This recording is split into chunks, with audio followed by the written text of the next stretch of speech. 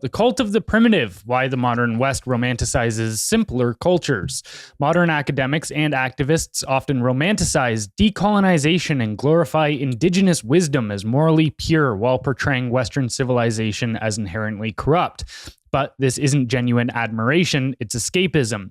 Civilization demands discipline, critical thinking, and personal responsibility, all of which many find burdensome. To avoid those expectations, they idealize simpler societies as peaceful and communal, ignoring historical realities of violence, disease, and hardship. This fantasy allows them to reject the weight of modern responsibility while feeling virtuous for doing so. In truth, those who scorn civilization depend on it completely for their freedom and comfort. What they truly reject isn't Western values, it's maturity itself.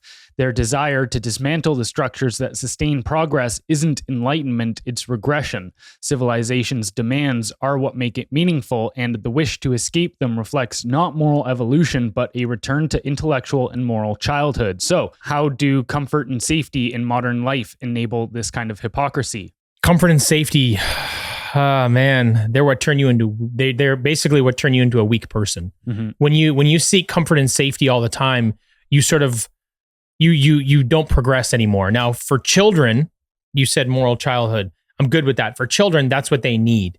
Beyond that, you need to get into a place where you're not always comfortable and don't always feel safe. And I'm not saying go fight a bear. What I'm saying is do things that challenge you every single day. I'm a firm believer that if you do something that callous your mind every day, you become an unstoppable weapon in every other facet of your life. You know, it's like doing a cold bath every day or doing a cold shower that I'll do every day. I hate it. Every single day, I have to tell my inner bitch to shut up so that I do it. I hate it. There's never been a day where I was excited to jump in a cold shower or do something like that. The reason I like to do it, though, is because it prepares me for the rest of the day. It tells me that, hey, look, you got through the hardest part already. No matter what comes at you, you can figure it out.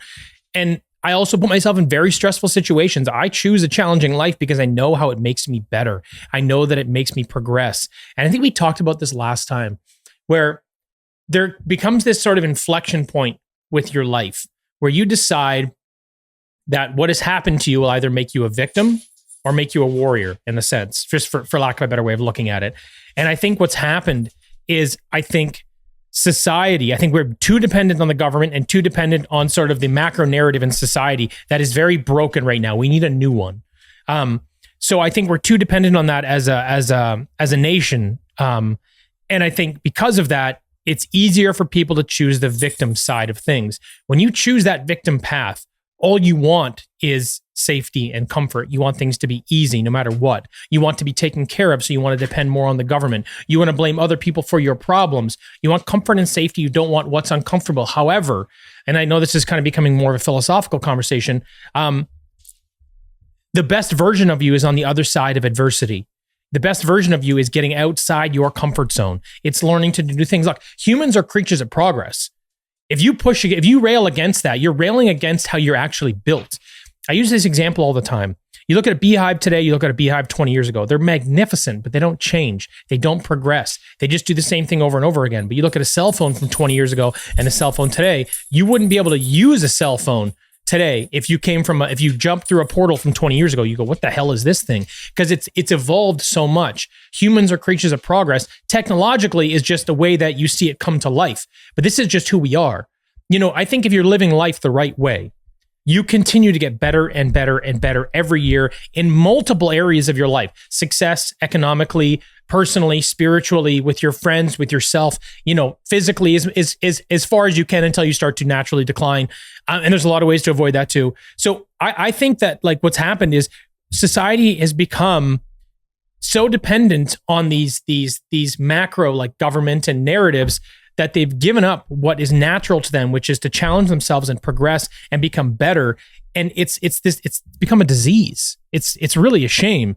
So I don't know. I mean, I'm a big fan of get out there and challenge yourself and don't live in this world of comfort and safety. And again, it's not about putting yourself in a bear fight. It's about pushing yourself beyond your current limits, because that's how you become just the best version of yourself. Well, and I think that the people that don't end up taking on that mindset of improvement and growth and personal responsibility. I think this is why you see a lot of them turn to these ideologies like, say, decolonization and these indigenous, wisdom, saying you want to be more a part of that kind of society.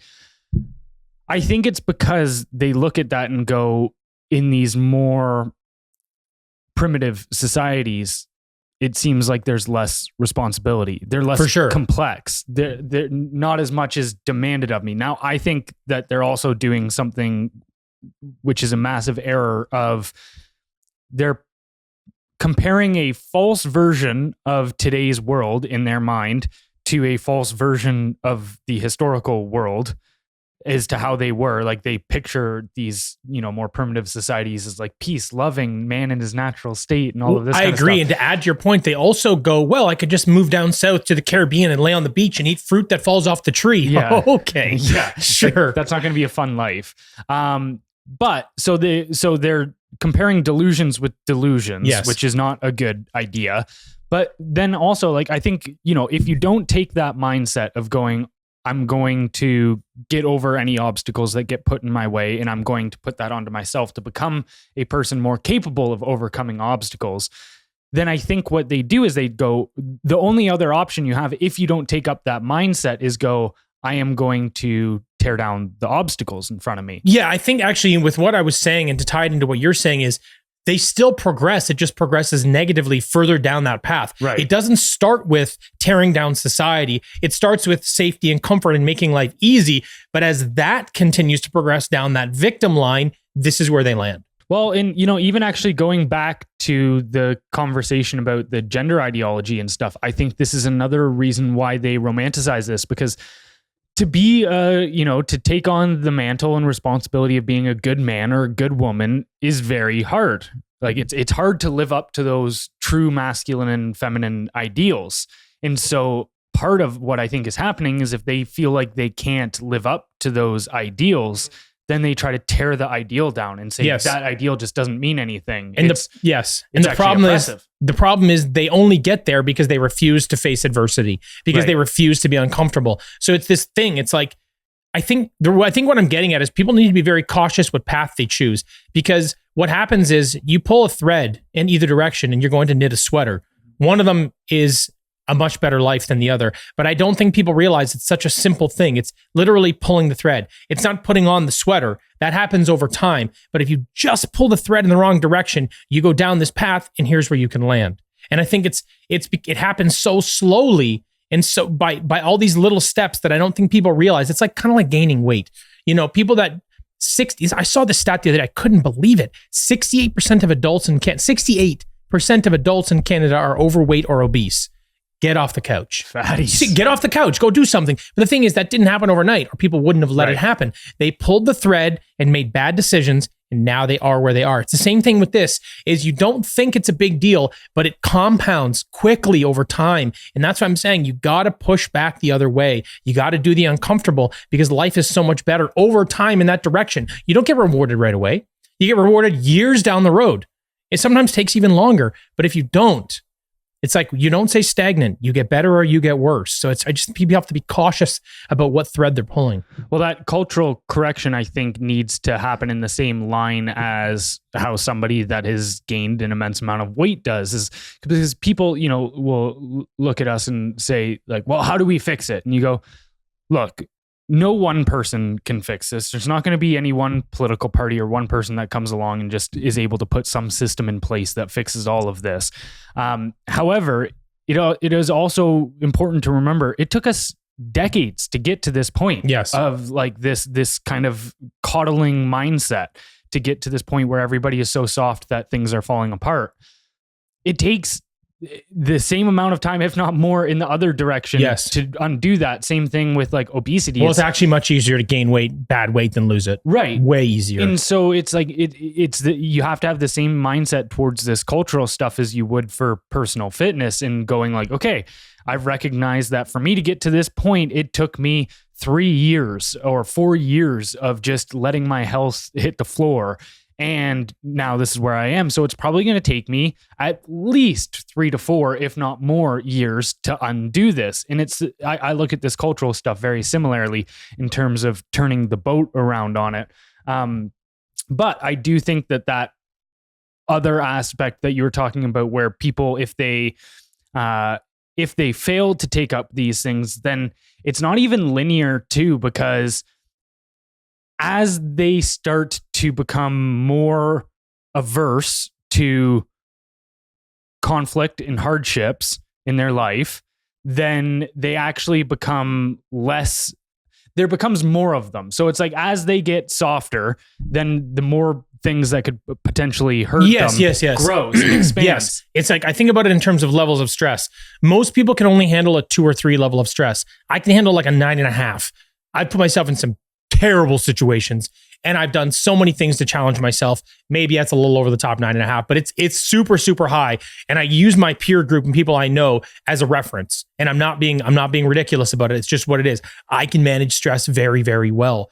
But most people can only manage a 2 or 3, in my observation. Sure. I don't know where everybody else falls, but that's what I've sort of seen at scale. So if you can only handle 2 or 3, that means a lot of things in your life are very stressful that you can't handle. If you get down to a 2, well, now even more things stress you out, like not getting the sandwich you wanted for lunch. And then it's, some guy cut you off on the road, or whatever it may be. Your wife looked at you the wrong way. I don't know what kind of bitch you are. So you see what I mean? This just you keep adding to it. But for me, there's almost nothing that can shake me. Right. And again, I'm not trying to pump my own tires. I've done the work. That's why I'm saying this. But like you said, it's the longer you do this, the softer you get, the more weight you gain, quote unquote. The lower you are on the stress scale, the more problems you're going to have. Everything's a problem. Mm-hmm. So you need to continue to find easier way outs. And this is why you land here. And that's such a paradox. But yeah, it's I think it's a great one to learn as an individual, for sure, that the more suffering and stress that you take on voluntarily. Yes. Then actually the less of it in your life there will be, because you'll have a higher tolerance for it. Jocko Willink, discipline equals freedom. Mm-hmm. It's when you have a disciplined life and you do what you're supposed to do and you continue to challenge yourself, you have freedom. I have a lot of freedom in my life because I've continued to challenge myself and I have discipline. And it sounds counterintuitive, but once you start doing it and you start to see it, you'll never go back the other way. And I just want people to pull enough of that thread to go, this is the life I want. This is the life I need. You're empowered. You feel strong. You know what I mean? Like, it's metaphorically run through the wall. It's such a great thing. So yeah, I wish more people would hop on that. I think that's why you and I sometimes talk about trajectory. You and I don't just say, hey, here we are, and this is the problem. We go, what's worse is we're on this trajectory that's going to bring us over here. Right. It's going to bring you, here's what the next 2 years look like, or the next 5 years if we continue on this path. And it's the exact same thing.